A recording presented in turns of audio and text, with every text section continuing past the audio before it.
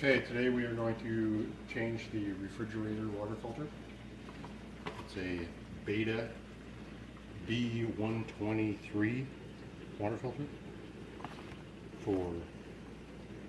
It's a replacement for Whirlpool part number 4396841. Okay, and the reason we're going to change the water filter is because the water filter status light is red. So that means we need to change the filter.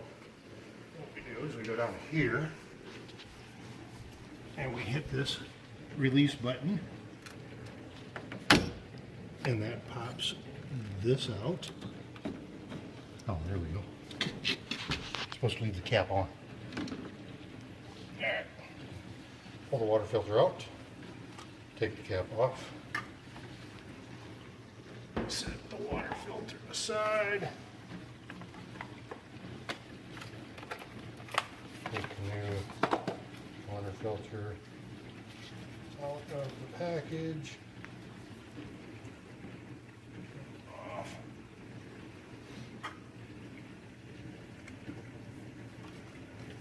That one.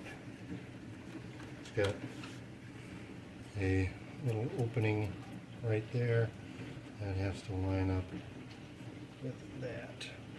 There's a big one and a little one. Line the cap up with that. Okay, and then in goes in like that. It'll line itself up. Set it all the way in, and you're done. Oh, I'm sorry, you are not done. You got to come up here and reset the filter indicator. Push switch 5 times in 10 seconds to reset filter indicator to green. So 1, 2, 3, 4, 5. It's green.